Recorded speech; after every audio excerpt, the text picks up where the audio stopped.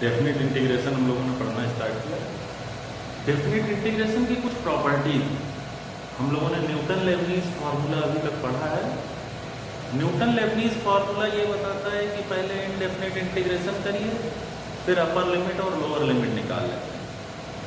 लेकिन definite integration में ऐसे भी कई सारे इंटीग्रेशन हम निकाल सकते हैं जिसका डायरेक्टली इनडेफिनेट निकालना नहीं जानते। कुछ डेफिनेट इंटीग्रेशन की प्रॉपर्टीज हैं जिससे कि वो जो फंक्शन इंटीग्रेट करना है वो फंक्शन मॉडिफाई हो जाता है, लिमिट मॉडिफाई हो जाती है, और उन प्रॉपर्टीज को यूज करके हम लोग ऐसे इंटीग्रेशन भी निकाल सकते हैं जिनका इनडेफिनेट निकालना नहीं जाता। तो वो प्रॉपर्टीज हम लोग को पढ़नी है और उन प्रॉपर्टी का कलात्मक रूप से प्रयोग करना है। एग्जाम में ऐसा कोई फिक्स नहीं होगा कि इस क्वेश्चन में ये प्रॉपर्टी, बहुत दिमाग लगा करके, जैसे हम लोग सब्स्टिट्यूशन करते हैं बड़ा दिमाग लगा करके, अब धीरे धीरे प्रैक्टिस में आ गया, वैसे ही इंटीग्रेशन, डेफिनेट इंटीग्रेशन की प्रॉपर्टीज का, ठीक है, बिल्कुल जैसे हॉकी या बास्केटबॉल में ड्रिबलिंग की जाती है वैसे ये प्रॉपर्टीज की ड्रिबलिंग। IUPAC जैसी कोई संस्था मैथ में नहीं है, इसलिए प्रॉपर्टीज का कोई नंबर नहीं है, हम लोग अपनी कन्वीनियंस के लिए नंबर रख ले रहे हैं। NCERT की बुक में भी कुछ नंबर दिया हुआ है, हो सकता है वो इससे अलग हो, तो मैं तो अपनी कन्वीनियंस से नंबर रख ले रहा हूँ। एग्जाम में जब हम लोग यूज करेंगे, खासतौर पे सब्जेक्टिव पेपर में, बोर्ड एग्जाम में, तो प्रॉपर्टी नंबर नहीं लिखेंगे, पूरी प्रॉपर्टी डिनोट कर देंगे कि ये वाली प्रॉपर्टी, यूजिंग दिस प्रॉपर्टी, ठीक है।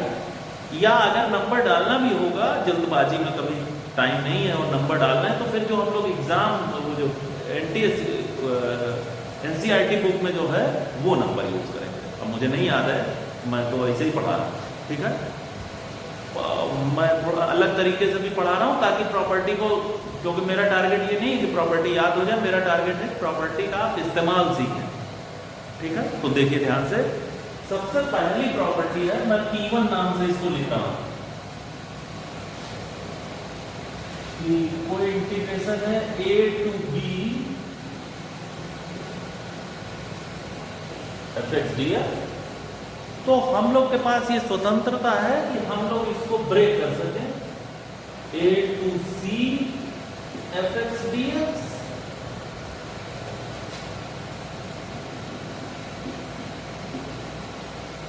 मतलब हम लोग ये इंटरवल को ब्रेक कर सकते हैं, A to B को A to C, C to B।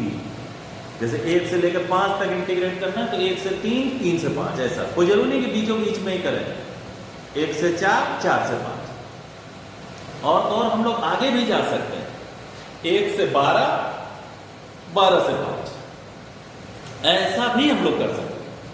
तो ये दोनों हम लोग को फ्रीडम मिली हुई है, ठीक है। तो 2 की बजाय हम 4 इंटरवल में तोड़ सकते हैं, ठीक है।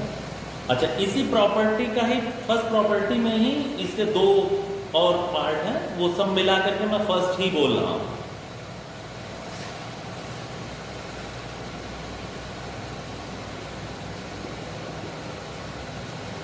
अगर A से A इंटीग्रेट करना है तो integration will be 0।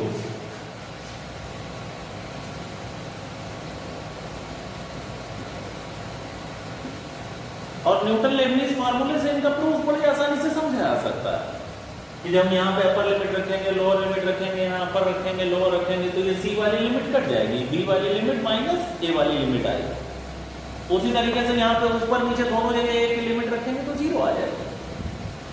A to B है तो ये माइनस B to A, तो अगर हमें A से B इंटीग्रेट करना है और B से इंटीग्रेट करना B से A में, तो वो माइनस साइन नेगेटिव आ जाएगा। तो क्लियर बात है, न्यूटन लेबनीज फार्मूले समझ में आ रहा है, यहाँ FB माइनस FA आएगा और यहाँ माइनस साइन लगा देंगे तो FA माइनस FB आएगा। ये सब मिला करके प्रॉपर्टी 1। अब ये बड़े काम की चीज है, ठीक है। अब काम की चीज कैसे है, तो हम लोग एक दो एग्जाम्पल से समझेंगे कि जिसका हम इनडेफिनिट नहीं सोच पा रहे थे लेकिन डेफिनिट निकाल सकते हैं इसका यूज करके। अच्छा, जैसे ये प्रॉपर्टी है कि हम ब्रेक कर सकते हैं, तो कभी मौका पड़ने पर इन सबको कंबाइन करके वो भी लिख सकते हैं। अच्छा, एक और जो टेक्निकल बात है, जो समझने वाली, जो आप लोग आईआईटी की तैयारी कर रहे हैं, तो आपको पता है ये ए और बी अपर लिमिट और लोअर लिमिट है। तो ये मान लो ए छोटा है और बी बड़ा है और सी हमने उसके बीच में ले लिया, तो ध्यान से देखो ये ए प्लस से सी माइनस है और ये सी प्लस से बी माइनस है। मतलब ब्रेक करने के चक्कर में यहां सी माइनस से और सी प्लस वो एक छोटी सी पतली लाइन छूट जा रही है, सी माइनस और सी प्लस, वो ब्रेक एक थोड़ा सा छूट रहा है, लेकिन लिमिट निकालने में वो छोटा सा जो छूट रहा है उससे फर्क नहीं पड़ रहा। ये बात को तो वो थोड़ा सा छोड़ देने पर भी इंटीग्रेशन की वैल्यू पे कोई असर नहीं पड़ता। ये बात बहुत इंपॉर्टेंट बात है समझने के लिए। कल को ऐसा भी होगा कि हम खुद ही तोड़ेंगे और खुद ही से जोड़ेंगे, तो वो बीच वाली चीजें कई लोग डाउट करते हैं, सर उतना उतना तो छोटा छोटा छूट गया, अब क्या होगा? तो उससे आंसर पे कोई असर नहीं पड़ता है। ठीक है, तो चलिए एक आध छोटे छोटे क्वेश्चन कर लेते हैं। ठीक है,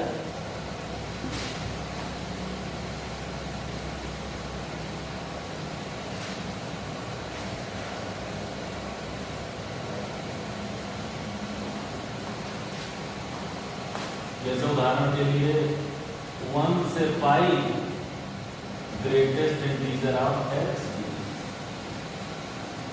तो हम लोग पता है ग्रेटेस्ट इंटीजर x फंक्शन का इंटीग्रेशन हम लोगों ने कभी नहीं पढ़ा है इंडेफिनिट में, लेकिन यहां पे भी अगर हम इसको इंटरवल को तोड़ दें 1 से 2 greatest integer of x dx,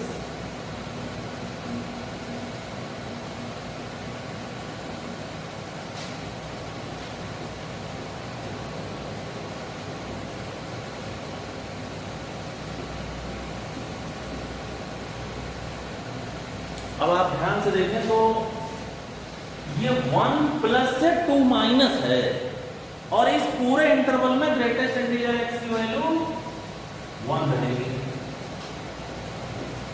अब ये 2 से 3 नहीं है, लिखते हैं 2 से 3, लेकिन हमें अंदर अंदर पता होना चाहिए 2 प्लस से 3 माइनस, 2 माइनस से 2 प्लस वाला थोड़ा सा छोड़ दिया हम लोगों ने, उससे फर्क नहीं पड़ेगा।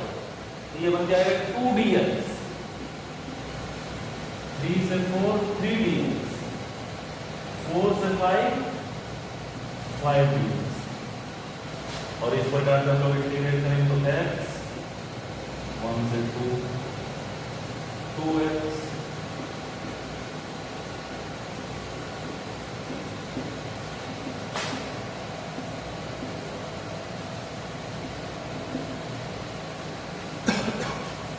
अब यहां से निकाला जा सकता है 2 minus 1 plus 6 minus 4 plus 12 minus 9 plus,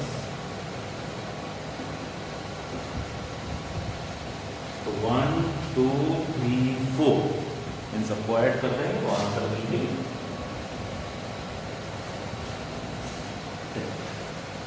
तो देखिए ये इसका फायदा ये हुआ कि हम जो ग्रेटेस्ट इंटीजर x का इनडेफिनिट नहीं पढ़ते हैं, नहीं जानते हैं, लेकिन डेफिनिट निकाल सकते हैं इस प्रॉपर्टी का प्रयोग करके।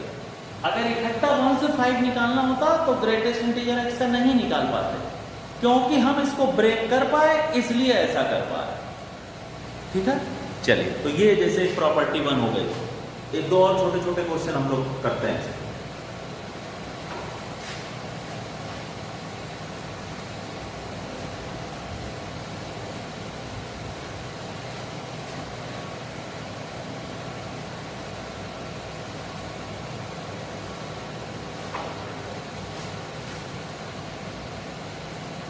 वन से 3 मॉडुलस ऑफ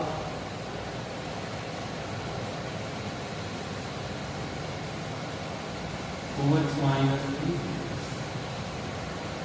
अब हम लोगों ने मॉड फंक्शन को भी कभी इंटीग्रेट नहीं किया है सच, तो मॉडुलस हटाना होगा, और मॉडुलस हटाने के लिए ये बात पता करनी होगी कि अंदर वाली चीज कहाँ पॉजिटिव है और कहाँ निगेटिव है। तो क्लियर दिखाई दे रहा है कि जो इसके अंदर फंक्शन लिखा हुआ है वो फंक्शन का क्रिटिकल पॉइंट है 3/2, तो 3/2 पे हम लोग इंटरवल ब्रेक कर लेते हैं।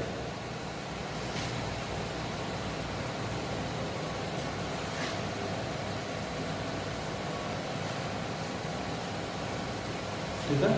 अब देखिए ये 1 से लेकर 3/2 वाले इंटरवल में ये जो अंदर वाली चीज लिखी हुई है वो नेगेटिव है।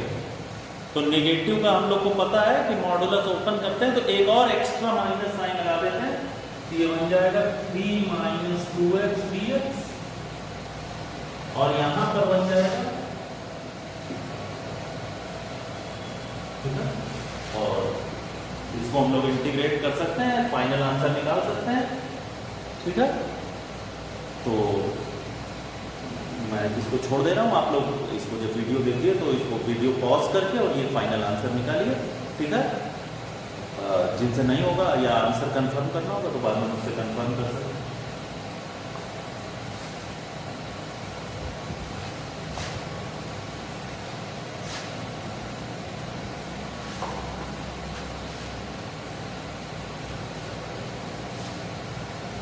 चलिए एक और क्वेश्चन दे रहा हूँ, ये खुद करिएगा और मुझसे बाद में डिस्कस करिएगा। -1 से 2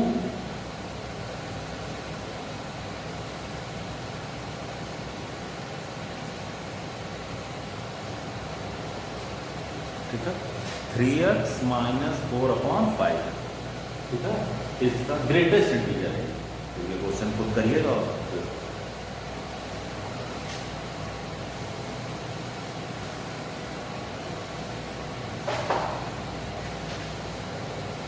इसके बाद है प्रॉपर्टी नंबर 2। क्योंकि प्रॉपर्टी नंबर 2 एक बहुत ही स्पेशल कैरेक्टर है और वो जरा समझने वाली बात है, तो ध्यान से इसको समझिए जरा। A से B fx dx is equal to A to B fy। Newton Lebanese फॉर्मूले से तो इसको बड़े आसानी से देखा जा सकता है कि ये दोनों बातें बराबर हैं। ये x की फॉर्म में इंटीग्रेट होगा और x की जगह फिर अपर लिमिट b और लोअर लिमिट a आ जाएगा। फिर यहाँ y की फॉर्म में इंटीग्रेट होगा और फिर उसकी जगह पे अपर लिमिट b और लोअर लिमिट a आ जाएगा। तो फाइनल आंसर तो वही आएगा। अब देखो यहाँ पर छोटी छोटी कई बातें छुपी हुई है। नंबर 1, ये जो x और y है ये निरर्थक है, बस खाली थोड़ी देर के लिए लिखा है, दिखाई दे रहा है नहीं, क्योंकि है तो a और b है, तो ये a और b है। x या y या z या कुछ भी सिंबल जो यूज कर रहे हैं वो तब तक के लिए जब तक हम लोगों ने इस क्वेश्चन को नहीं कर लिया। इस क्वांटिटी की फाइनल वैल्यू a और b की फॉर्म में है, ये x का यहां पर कोई रोल नहीं। पहली बात, ये बहुत इंपॉर्टेंट बात है। दूसरी बात, ये x की जगह y लिख सकते हैं, कोई चेंज ऑफ वेरिएबल कर सकते हैं। अच्छा, चेंज ऑफ वेरिएबल हम लोगों ने एक और पढ़ा है, सब्स्टिट्यूशन, कि हम लोग पुट करते हैं x की जगह y या x - 3 की जगह y या sin x की जगह y, तो वो भी एक चेंज ऑफ वेरिएबल है और ये भी एक चेंज ऑफ वेरिएबल है। वो प्रॉपर एक सब्स्टिट्यूशन की प्रक्रिया आपको बताई हुई है कि समथिंग इक्वल टू y मान लेंगे, फिर something dx equal to dy आ जाएगा, फिर उसके बाद लिमिट भी चेंज होगी। तो वो प्रॉपर एक सब्स्टिट्यूशन करते हैं, आपको पता है, अच्छे से हम लोगों ने प्रैक्टिस किया। यहां पर सब्स्टिट्यूशन नहीं हो रहा है, यहां सीधे सीधे वेरिएबल बदल दिया जा रहा है और लिमिट भी नहीं बदल रही है। जो x की लिमिट थी वही y की लिमिट है। ये बात देखिए कितनी इंपॉर्टेंट, ठीक है। अच्छा, कई बार ऐसा होता है कि हम दोनों काम करते हैं, कई बार ऐसा होगा कि हम लोग दोनों काम करेंगे। जैसे मैं एक उदाहरण दे रहा हूं, बहुत छोटा सा, जरा ध्यान से देखिए। 1 से 5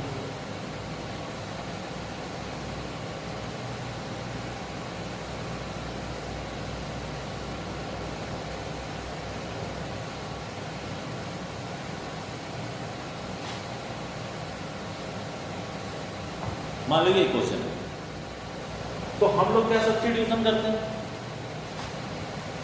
25 - x² को मैं मान लो थोड़ी देर के लिए y² मान लो। या रूट इतने को y माना और फिर इसके बाद ये बन गया 25 minus x square equal to y square. मैं सब्स्टिट्यूशन कर रहा हूँ, ध्यान से देखिए, तो मैं पूरी सब्स्टिट्यूशन की प्रक्रिया फॉलो कर रहा हूँ। तो on differentiating you will get minus 2x dx equal to 2y dy।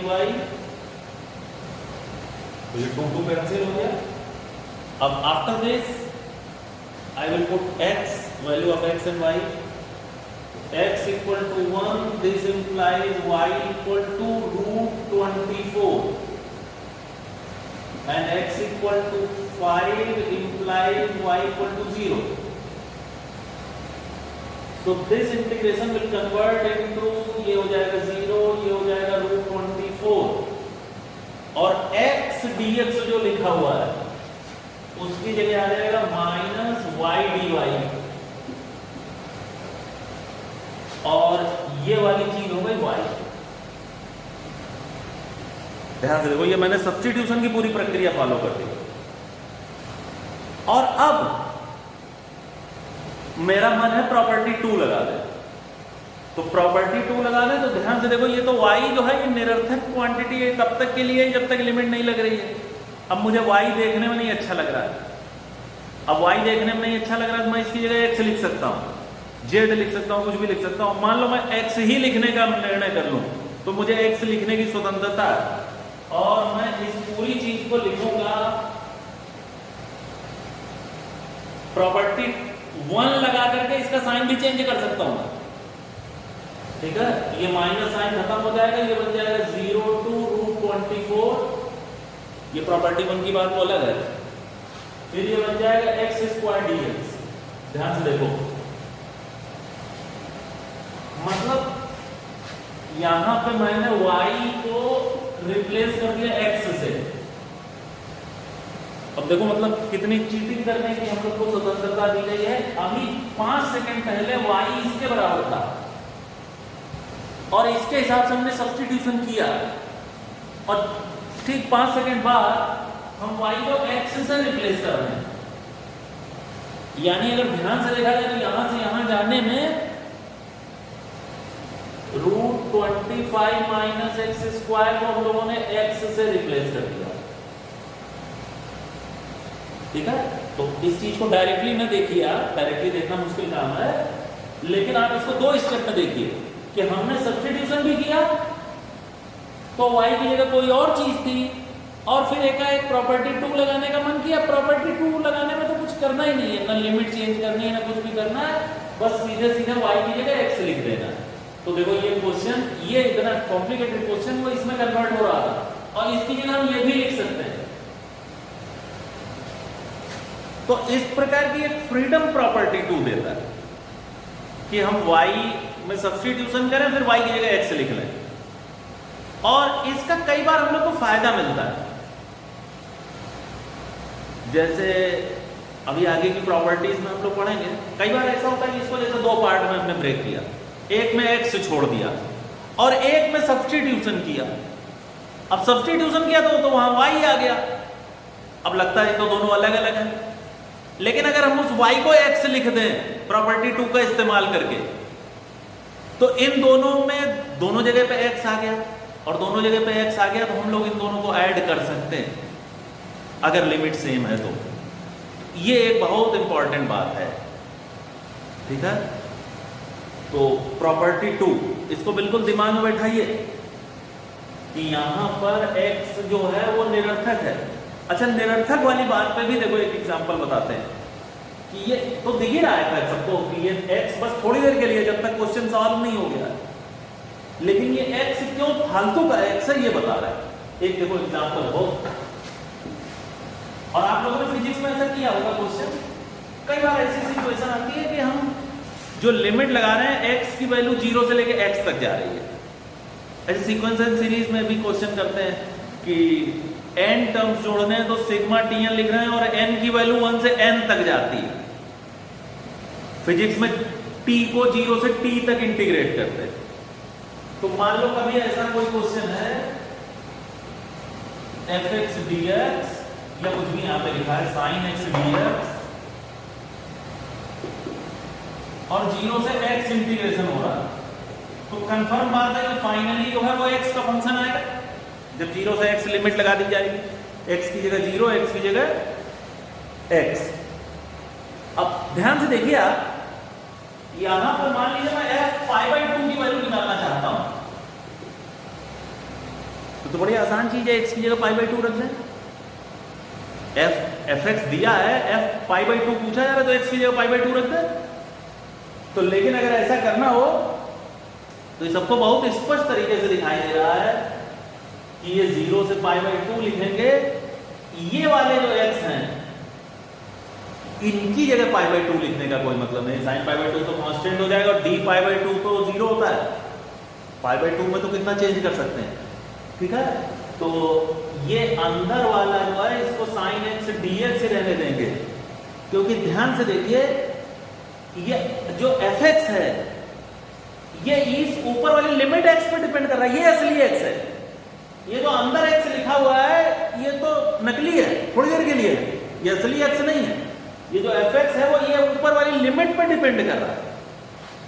ये अंदर वाले x को तो हम y भी लिख सकते हैं, और इनफैक्ट कभी अगर ऐसा लिमिट लगी हो 0 से x, तो अंदर वाले x को x नहीं रहने देंगे, उसको कुछ और वैल्यू रख देंगे, 0 से x sin t dt, ताकि हम कंफ्यूज ना हो कि कौन सा असली x है और कौन सा नकली है।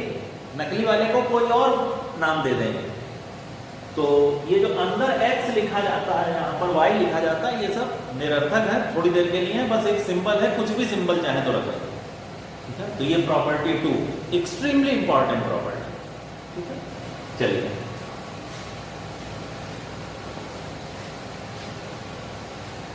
अब देखिए, इसके बाद प्रॉपर्टी 3 पढ़ने जा रहे हैं और उसमें प्रॉपर्टी 2 का हम लोग यूज करेंगे, प्रॉपर्टी 1 का भी यूज करेंगे।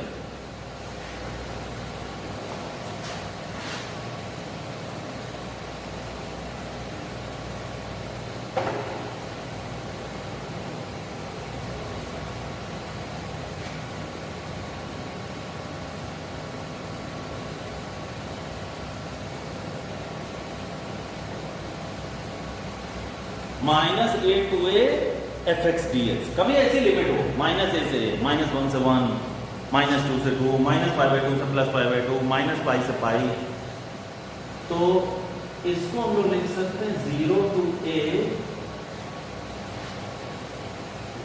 fx plus f of -x dx, इस तरीके से हम लोग लिख सकते हैं, ठीक है। और इसके दो स्पेशल केसेस भी हम लोग देख सकते हैं।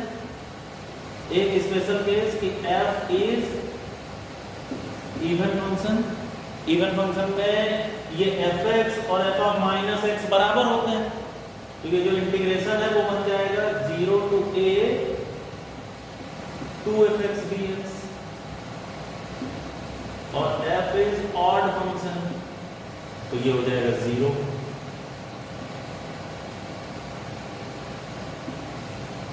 ऑड फंक्शन में ये दोनों एक दूसरे के नेगेटिव होते हैं, इवन में ये दोनों इक्वल होते हैं, बस ये ऐसा अगर है तो उसको ऑड या इवन बोलते हैं, ठीक है। जैसे मान लो sin x है तो sin x ऑड होता है, cos x है इवन होता है। तो फंक्शन वाले चैप्टर में हम लोग डिटेल में पढ़ेंगे। अब इस प्रॉपर्टी का देखो प्रूफ देखते हैं, बहुत सिंपल प्रॉपर्टी है। और ये एक जनरल, ये तो दो स्पेशल केस हैं, लेकिन ये हम किसी भी फंक्शन पे लगा सकते हैं। बहुत सारे फंक्शन ऐसे होते हैं ना इवन होते हैं ना ऑड होते हैं, ठीक है। तो ये प्रॉपर्टी यूनिवर्सल है, कहीं पे भी लगा सकते हैं, बस लिमिट -a से a होनी चाहिए। इसका प्रूफ देखो, तो प्रूफ बहुत सिंपल है।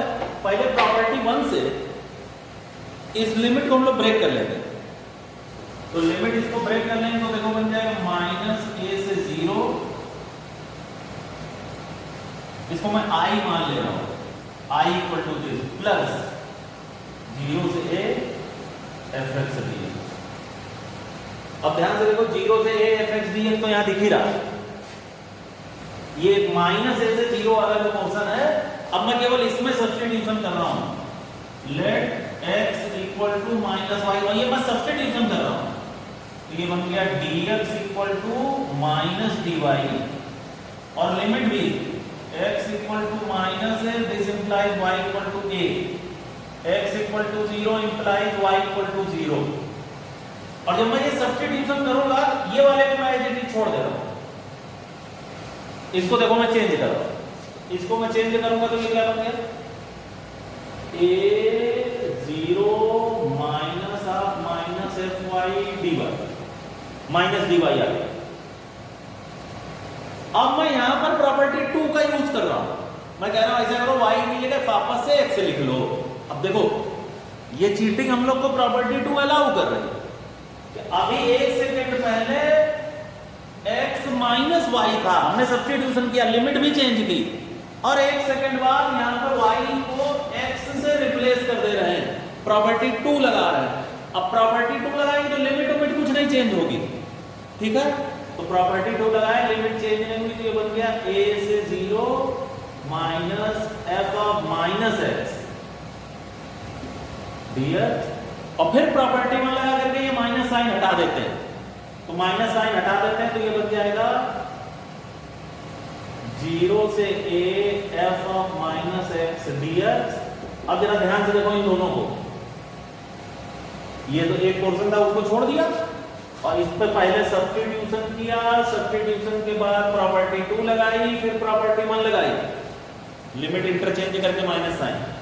अब इन दोनों को वापस से देखो, लिमिट दोनों की सेम है, तो इन दोनों को वापस से कंबाइन कर सकते हैं और लिख सकते हैं ये वाली 0 से fx plus f of minus x की, ठीक है। ये वाला काम तो हम लोग इंडेफिनिट में ही करते थे कि fx प्लस gx का integration equal to integration of fx plus integration of gx। अब दोनों पे लिमिट लग गई, ठीक है। तो ये कोई प्रॉपर्टी नहीं है, ये तो इंडेफिनिट इंटीग्रेशन से ही रूल चला रहा है, ठीक है। ये चीज देखिए जरा ध्यान से, तो ये प्रॉपर्टी नंबर 3, ठीक है। तो ये देखो मैंने आप 3 प्रॉपर्टी पढ़ाई, ठीक है, इनको अच्छे से पढ़िए, फिर इससे रिलेटेड क्वेश्चन भी आगे और करेंगे। Thank you.